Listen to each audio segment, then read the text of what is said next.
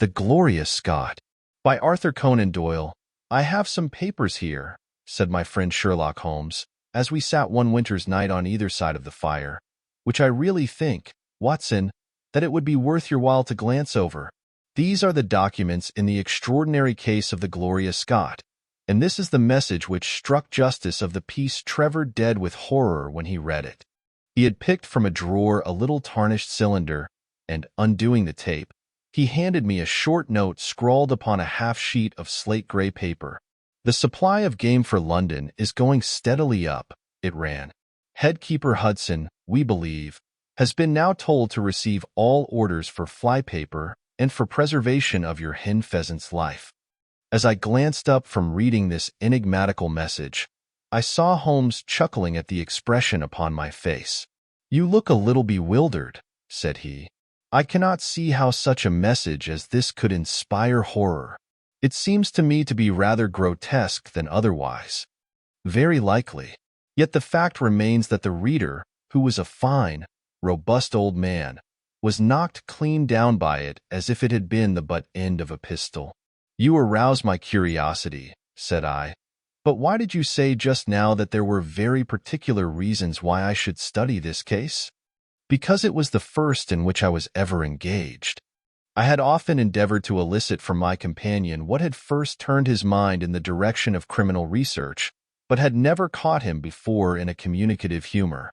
Now he sat forward in this armchair and spread out the documents upon his knees. Then he lit his pipe and sat for some time smoking and turning them over. "You never heard me talk of Victor Trevor?" he asked. "He was the only friend I made during the 2 years I was at college.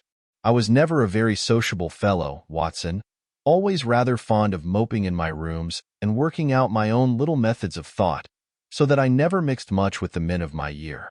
Bar fencing and boxing I had few athletic tastes, and then my line of study was quite distinct from that of the other fellows, so that we had no points of contact at all. Trevor was the only man I knew, and that only through the accident of his bull terrier freezing on to my ankle one morning as I went down to chapel. It was a prosaic way of forming a friendship, but it was effective. I was laid by the heels for 10 days, but Trevor used to come in to inquire after me. At first it was only a minute's chat, but soon his visits lengthened, and before the end of the term we were close friends. He was a hearty, full-blooded fellow, full of spirits and energy, the very opposite to me in most respects, but we had some subjects in common, and it was a bond of union when I found that he was as friendless as I. Finally, he invited me down to his father's place at Donnithorpe, in Norfolk, and I accepted his hospitality for a month of the long vacation. Old Trevor was evidently a man of some wealth and consideration, a J.P. and a landed proprietor. Donnithorpe is a little hamlet just to the north of Langmere, in the country of the Broads. The house was an old-fashioned, widespread, oak-beamed brick building, with a fine lime-lined avenue leading up to it. There was excellent wild duck shooting in the fens, remarkably good fishing, a small but select library, taken over, as I understood, from a former occupant, and a tolerable cook, so that he would be a fastidious man who could not put in a pleasant month there. Trevor Sr. was a widower, and my friend his only son. There had been a daughter, I heard, but she had died of diphtheria while on a visit to Birmingham. The father interested me extremely. He was a man of little culture, but with a considerable amount of rude strength, both physically and mentally.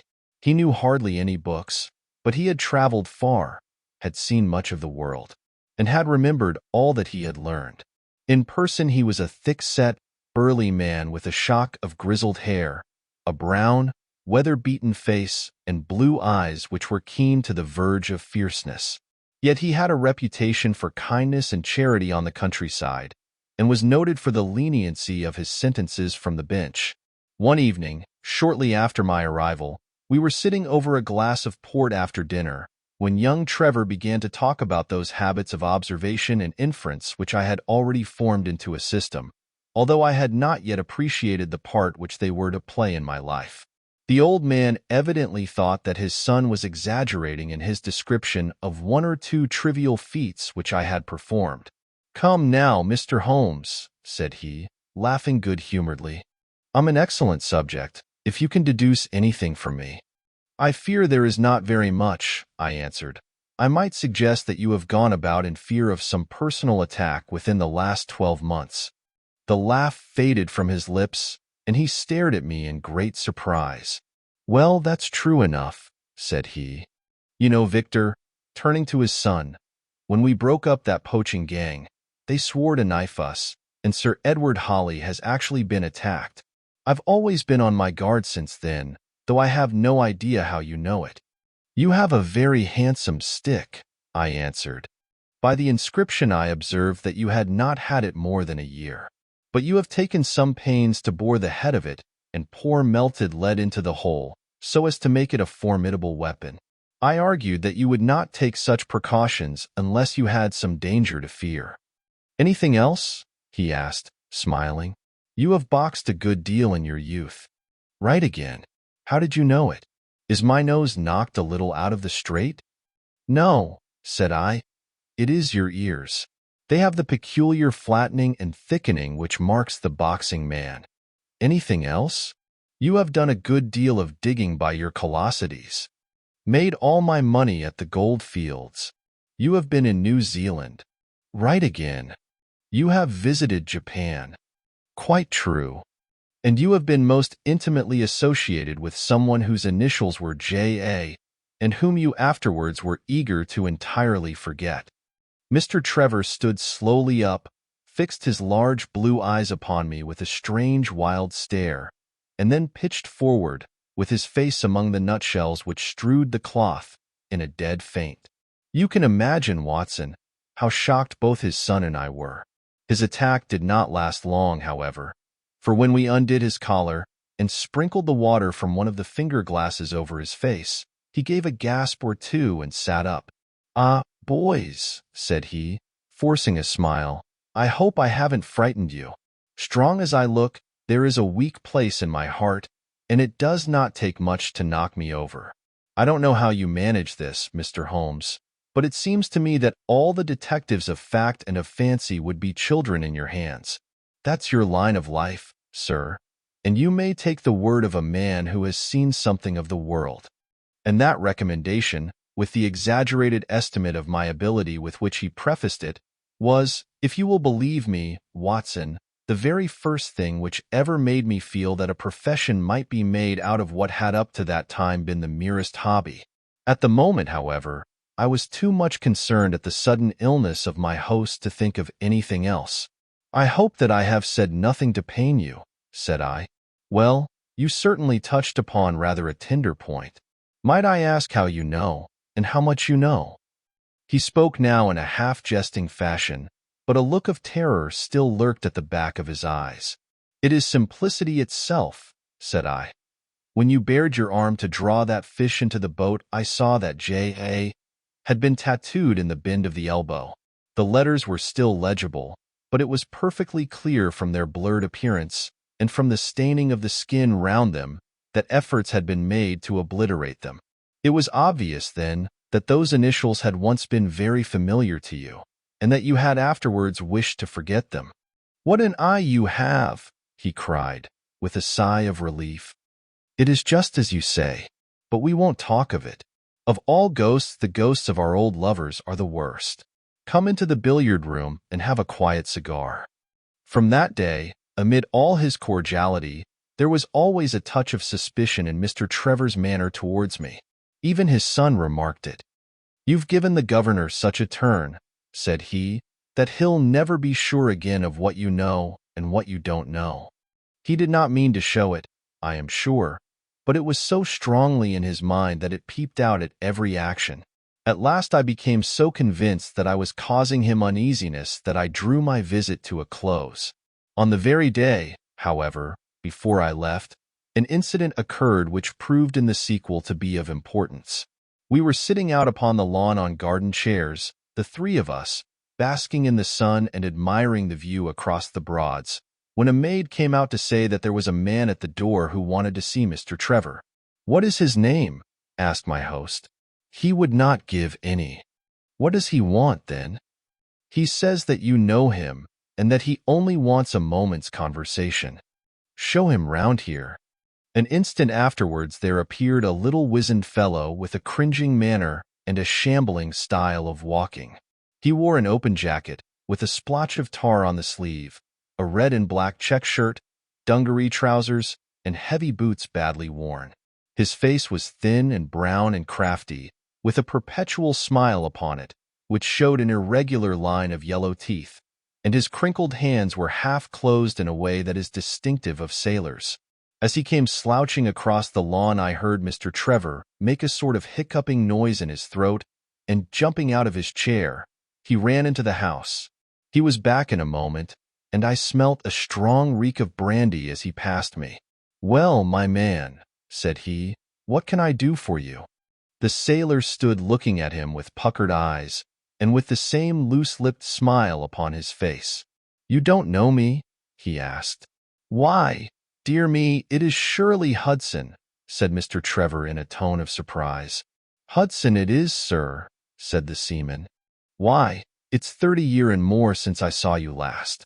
Here you are in your house, and me still picking my salt meat out of the harness cask.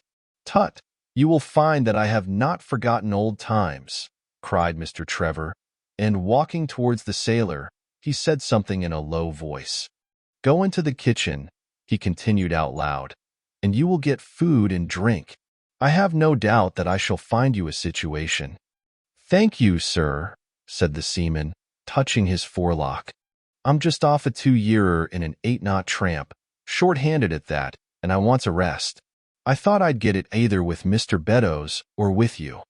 "Ah," cried Trevor, "you know where Mr. Beddoes is?" "Bless you, sir, I know where all my old friends are," said the fellow with a sinister smile, and he slouched off after the maid to the kitchen. Mr. Trevor mumbled something to us about having been shipmate with the man when he was going back to the diggings, and then, leaving us on the lawn, he went indoors. An hour later, when we entered the house, we found him stretched dead drunk upon the dining-room sofa. The whole incident left a most ugly impression upon my mind, and I was not sorry next day to leave Donathorpe behind me, for I felt that my presence must be a source of embarrassment to my friend. All this occurred during the first month of the long vacation. I went up to my London rooms, where I spent 7 weeks working out a few experiments in organic chemistry. One day, however, when the autumn was far advanced and the vacation drawing to a close, I received a telegram from my friend imploring me to return to Donathorpe and saying that he was in great need of my advice and assistance. Of course, I dropped everything and set out for the north once more. He met me with the dog-cart at the station, and I saw at a glance that the last 2 months had been very trying ones for him. He had grown thin and careworn, and had lost the loud, cheery manner for which he had been remarkable. "The governor is dying," were the first words he said. "Impossible," I cried. "What is the matter?" "Apoplexy. Nervous shock. He's been on the verge all day. I doubt if we shall find him alive." I was, as you may think, Watson, horrified at this unexpected news. "What has caused it?" I asked. "Ah, that is the point. Jump in, and we can talk it over while we drive. You remember that fellow who came upon the evening before you left us?" "Perfectly. Do you know who it was that we let into the house that day?" "I have no idea." "It was the devil, Holmes," he cried. I stared at him in astonishment. Yes, it was the devil himself. We have not had a peaceful hour since, not one. The governor has never held up his head from that evening, and now the life has been crushed out of him and his heart broken. All through this accursed Hudson. What power had he, then? Ah, that is what I would give so much to know. The kindly, charitable, good old governor. How could he have fallen into the clutches of such a ruffian? But I am so glad that you have come, Holmes. I trust very much to your judgment and discretion, and I know that you will advise me for the best. We were dashing along the smooth white country road, with the long stretch of the Broads in front of us glimmering in the red light of the setting sun. From a grove upon our left I could already see the high chimneys and the flagstaff which marked the squire's dwelling. "My father made the fellow gardener," said my companion, and then, as that did not satisfy him, he was promoted to be butler. The house seemed to be at his mercy, and he wandered about and did what he chose in it. The maids complained of his drunken habits and his vile language.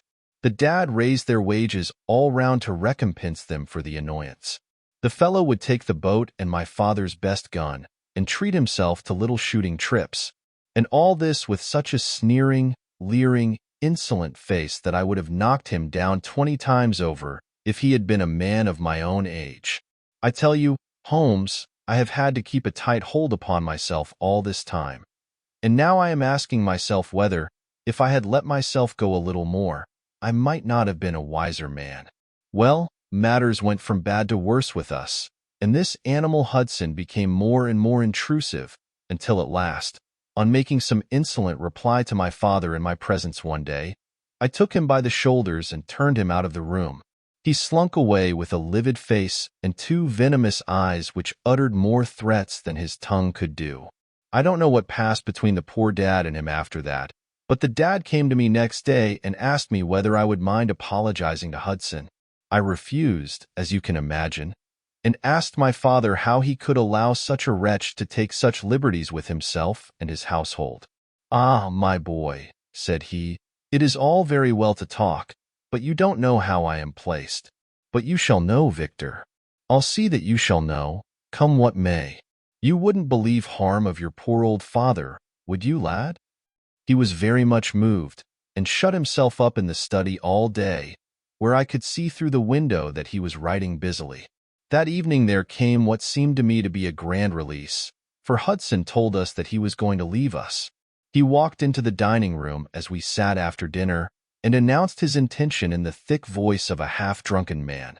"I've had enough of Norfolk," said he. "I'll run down to Mr. Beddoes in Hampshire. He'll be as glad to see me as you were, I dare say.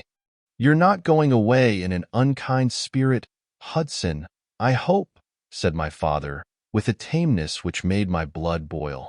"I've not had my apology," said he sulkily, glancing in my direction.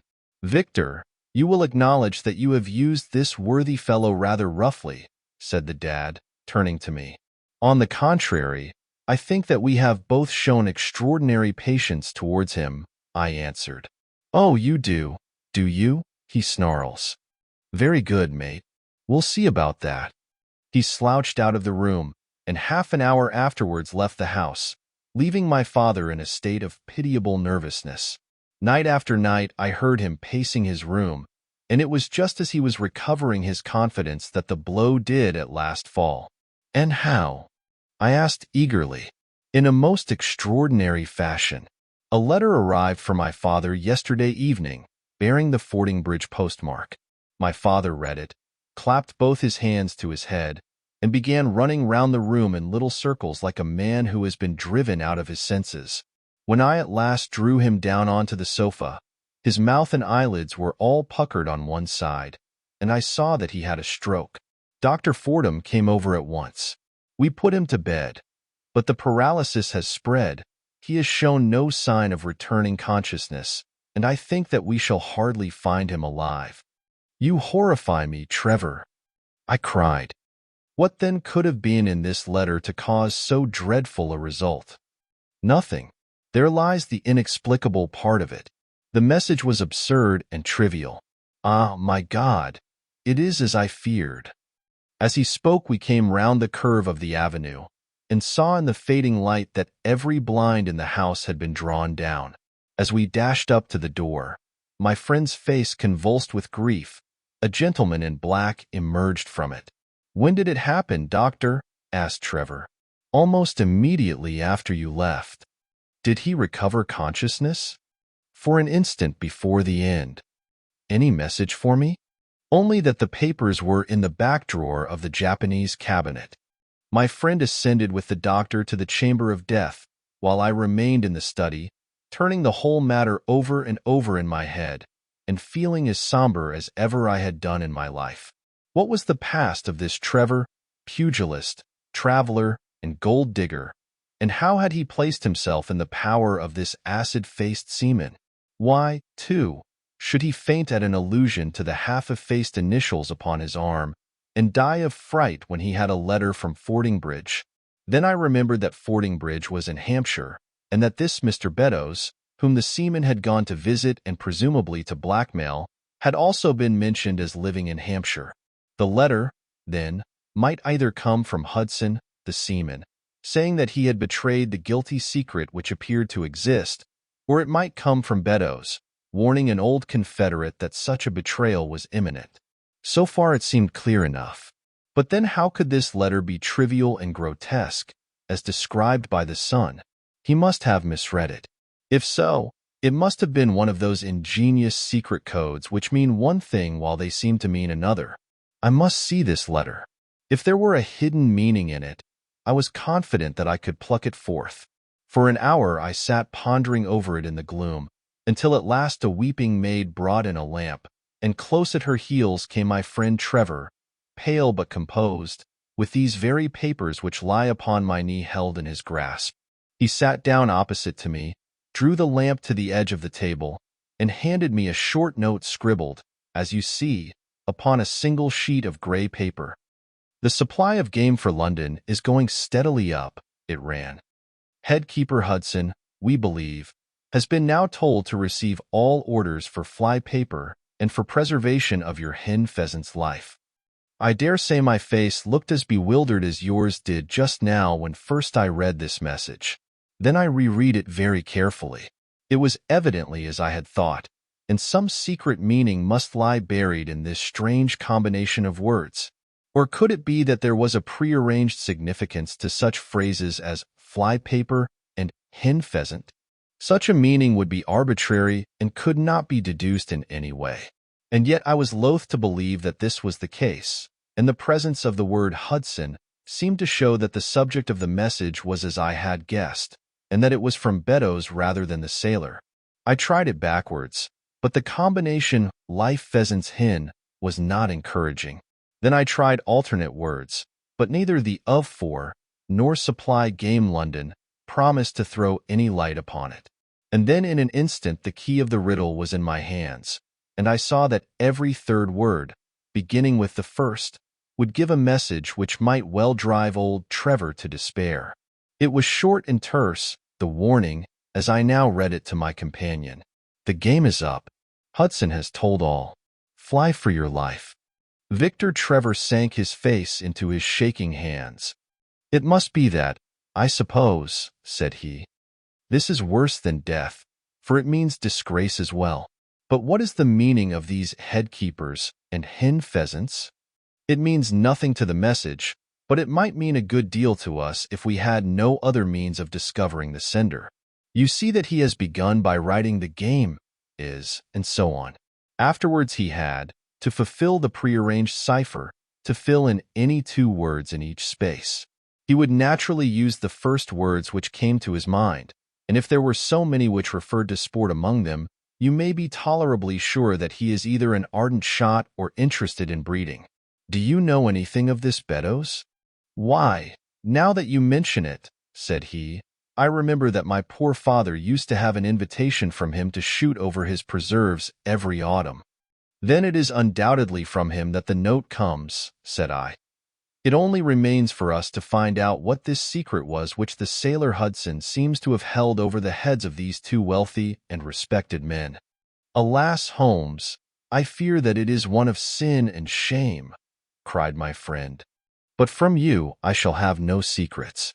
Here is the statement which was drawn up by my father when he knew that the danger from Hudson had become imminent.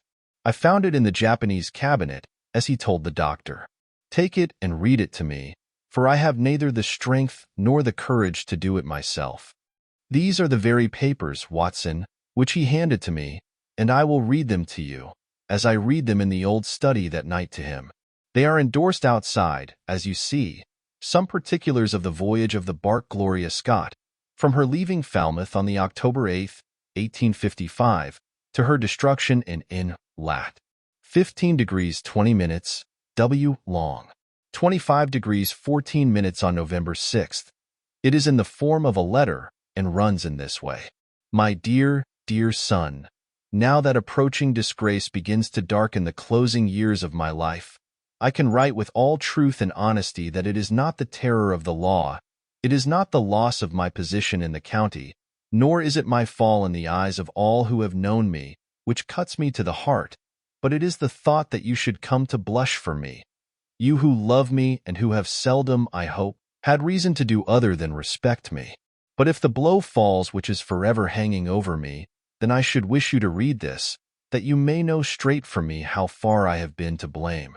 On the other hand, if all should go well, which may kind God Almighty grant, then if by any chance this paper should be still undestroyed and should fall into your hands, I conjure you, by all you hold sacred, by the memory of your dear mother, and by the love which had been between us, to hurl it into the fire and to never give one thought to it again.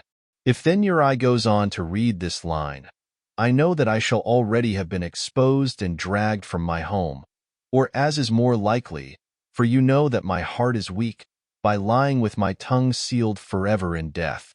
In either case the time for suppression is past, and every word which I tell you is the naked truth, and this I swear as I hope for mercy. My name, dear lad, is not Trevor.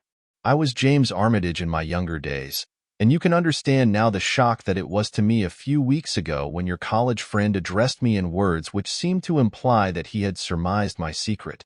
As Armitage it was that I entered a London banking house, and as Armitage I was convicted of breaking my country's laws, and was sentenced to transportation. Do not think very harshly of me, laddie. It was a debt of honor, so-called, which I had to pay, and I used money which was not my own to do it, in the certainty that I could replace it before there could be any possibility of its being missed. But the most dreadful ill luck pursued me. The money which I had reckoned upon never came to hand, and a premature examination of accounts exposed my deficit. The case might have been dealt leniently with, but the laws were more harshly administered 30 years ago than now, and on my 23rd birthday I found myself chained as a felon with 37 other convicts in 'tween decks of the bark Gloria Scott, bound for Australia. It was the year 55 when the Crimean War was at its height, and the old convict ships had been largely used as transports in the Black Sea. The government was compelled, therefore, to use smaller and less suitable vessels for sending out their prisoners. The Gloria Scott had been in the Chinese tea trade, but she was an old-fashioned, heavy-bowed, broad-beamed craft, and the new clippers had cut her out. She was a 500-ton boat, and besides her 38 jailbirds, she carried 26 of a crew, 18 soldiers, a captain, 3 mates, a doctor, a chaplain, and 4 warders. Nearly 100 souls were in her, all told, when we set sail from Falmouth. The partitions between the cells of the convicts, instead of being of thick oak, as is usual in convict ships, were quite thin and frail. The man next to me, upon the aft side, was one whom I had particularly noticed when we were led down the quay. He was a young man with a clear, hairless face, a long, thin nose, and rather nutcracker jaws. He carried his head very jauntily in the air, had a swaggering style of walking, and was, above all else, remarkable for his extraordinary height. I don't think any of our heads would have come up to his shoulder, and I am sure that he could not have measured less than 6½ feet. It was strange among so many sad and weary faces to see one which was full of energy and resolution. The sight of it was to me like a fire in a snowstorm. I was glad, then, to find that he was my neighbor, and gladder still when, in the dead of the night, I heard a whisper close to my ear, and found that he had managed to cut an opening in the board which separated us. "Hallo, chummy," said he, "what's your name, and what are you here for?" I answered him, and asked in turn who I was talking with. "I'm Jack Prendergast," said he, "and by God, you'll learn to bless my name before you've done with me." I remembered hearing of his case, for it was one which had made an immense sensation throughout the country some time before my own arrest. He was a man of good family and of great ability, but of incurably vicious habits, who had by an ingenious system of fraud obtained huge sums of money from the leading London merchants. "Ha ha, you remember my case," said he proudly. "Very well, indeed. Then maybe you remember something queer about it? What was that, then?" I'd had nearly $250,000, hadn't I? So it was said. But none was recovered, eh? No. Well, where do you suppose the balance is? He asked. I have no idea, said I.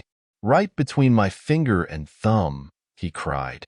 By God, I've got more pounds to my name than you've hairs on your head. And if you've money, my son, and know how to handle it and spread it, you can do anything. Now, you don't think it likely that a man who could do anything is going to wear his breeches out sitting in the stinking hold of a rat-gutted, beetle-ridden, moldy old coffin of a China coaster. No, sir, such a man will look after himself and will look after his chums. You may lay to that. You hold on to him, and you may kiss the book that he'll haul you through. That was his style of talk, and at first I thought it meant nothing. But after a while, when he had tested me and sworn me in with all possible solemnity, he let me understand that there really was a plot to gain command of the vessel.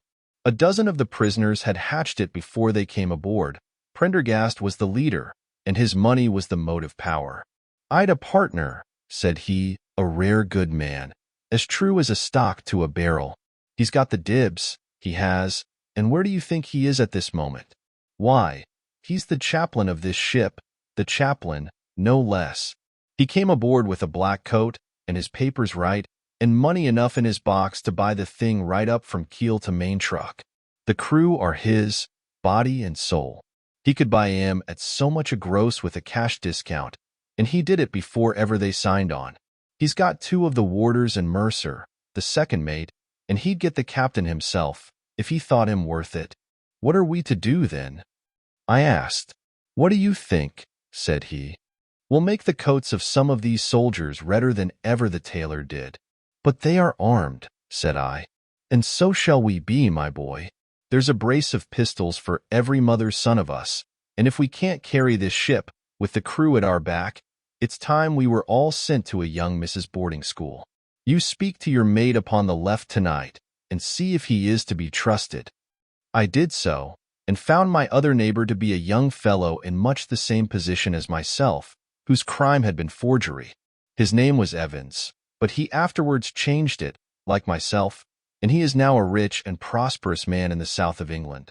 He was ready enough to join the conspiracy, as the only means of saving ourselves, and before we had crossed the bay there were only 2 of the prisoners who were not in the secret. One of these was of weak mind, and we did not dare to trust him, and the other was suffering from jaundice, and could not be of any use to us. From the beginning, there was really nothing to prevent us from taking possession of the ship. The crew were a set of ruffians, specially picked for the job. The sham chaplain came into our cells to exhort us, carrying a black bag, supposed to be full of tracts, and so often did he come that by the 3rd day we had each stowed away at the foot of our beds a file, a brace of pistols, a pound of powder, and 20 slugs.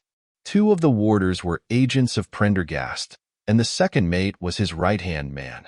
The captain, the 2 mates, 2 warders, Lieutenant Martin, his 18 soldiers, and the doctor were all that we had against us.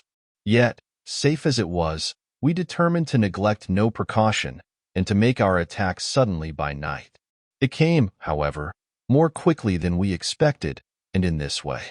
One evening, about the 3rd week after our start, the doctor had come down to see one of the prisoners who was ill, and putting his hand down on the bottom of his bunk, he felt the outline of the pistols. If he had been silent, he might have blown the whole thing, but he was a nervous little chap, so he gave a cry of surprise and turned so pale that the man knew what was up in an instant and seized him. He was gagged before he could give the alarm, and tied down upon the bed. He had unlocked the door that led to the deck, and we were through it in a rush. The 2 sentries were shot down, and so was a corporal who came running to see what was the matter. There were 2 more soldiers at the door of the stateroom, and their muskets seemed not to be loaded, for they never fired upon us, and they were shot while trying to fix their bayonets. Then we rushed on into the captain's cabin, but as we pushed open the door there was an explosion from within, and there he lay with his brains smeared over the chart of the Atlantic which was pinned upon the table, while the chaplain stood with a smoking pistol in his hand at his elbow. The 2 mates had both been seized by the crew, and the whole business seemed to be settled. The stateroom was next the cabin, and we flocked in there and flopped down on the settees, all speaking together. For we were just mad with the feeling that we were free once more. There were lockers all round, and Wilson, the sham chaplain, knocked one of them in and pulled out a dozen of brown sherry. We cracked off the necks of the bottles, poured the stuff out into tumblers, and were just tossing them off, when in an instant, without warning, there came the roar of muskets in our ears, and the saloon was so full of smoke that we could not see across the table. When it cleared again, the place was a shambles. Wilson and 8 others were wriggling on the top of each other on the floor, and the blood and the brown sherry on that table turn me sick now when I think of it. We were so cowed by the sight that I think we should have given the job up if it had not been for Prendergast. He bellowed like a bull and rushed for the door with all that were left alive at his heels. Out we ran, and there on the poop were the lieutenant and 10 of his men. The swing skylights above the saloon table had been a bit open, and they had fired on us through the slit. We got on them before they could load, and they stood to it like men, but we had the upper hand of them, and in 5 minutes it was all over. My God, was there ever a slaughterhouse like that ship? Prendergast was like a raging devil, and he picked the soldiers up as if they had been children and threw them overboard alive or dead. There was one sergeant that was horribly wounded and yet kept on swimming for a surprising time, until someone in mercy blew out his brains. When the fighting was over, there was no one left of our enemies except just the warders, the mates, and the doctor. It was over them that the great quarrel arose. There were many of us who were glad enough to win back our freedom, and yet who had no wish to have murder on our souls. It was one thing to knock the soldiers over with their muskets in their hands, and it was another to stand by while men were being killed in cold blood. 8 of us, 5 convicts and 3 sailors, said that we would not see it done. But there was no moving Prendergast and those who were with him.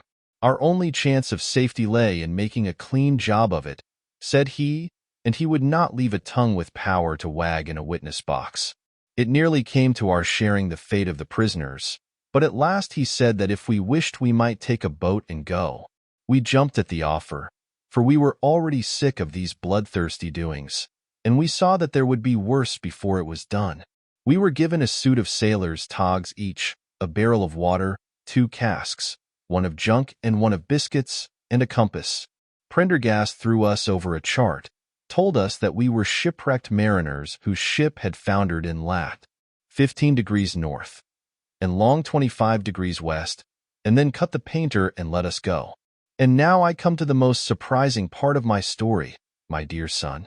The seamen had hauled the foreyard aback during the rising, but now as we left them they brought it square again, and as there was a light wind from the north and east, the bark began to draw slowly away from us. Our boat lay, rising and falling, upon the long, smooth rollers, and Evans and I, who were the most educated of the party, were sitting in the sheets working out our position and planning what coast we should make for. It was a nice question, for the Cape de Verds were about 500 miles to the north of us, and the African coast about 700 to the east.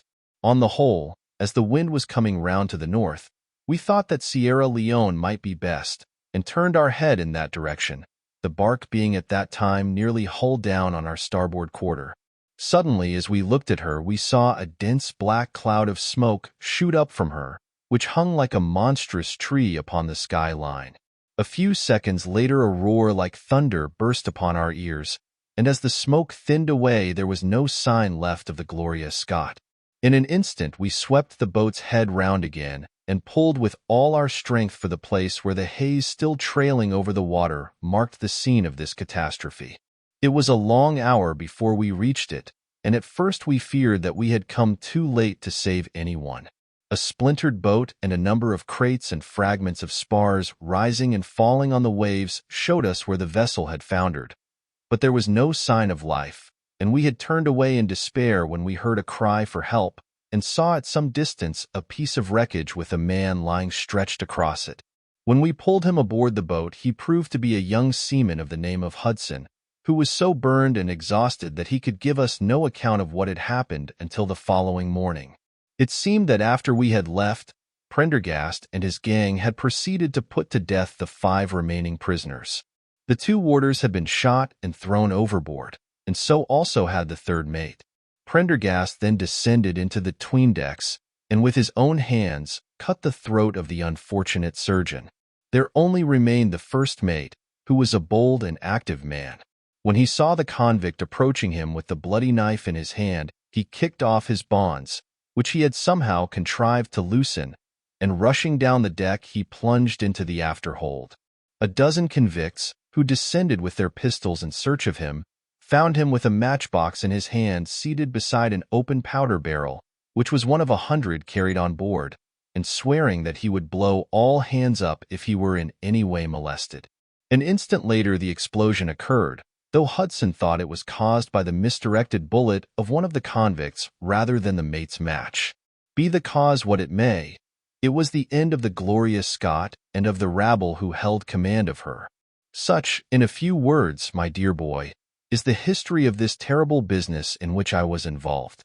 Next day we were picked up by the brig Hotspur, bound for Australia, whose captain found no difficulty in believing that we were the survivors of a passenger ship which had foundered.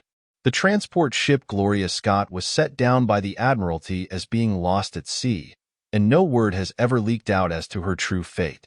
After an excellent voyage, the Hotspur landed us at Sydney, where Evans and I changed our names and made our way to the diggings, where, among the crowds who were gathered from all nations, we had no difficulty in losing our former identities. The rest I need not relate. We prospered, we traveled. We came back as rich colonials to England, and we bought country estates. For more than 20 years we have led peaceful and useful lives, and we hoped that our past was forever buried.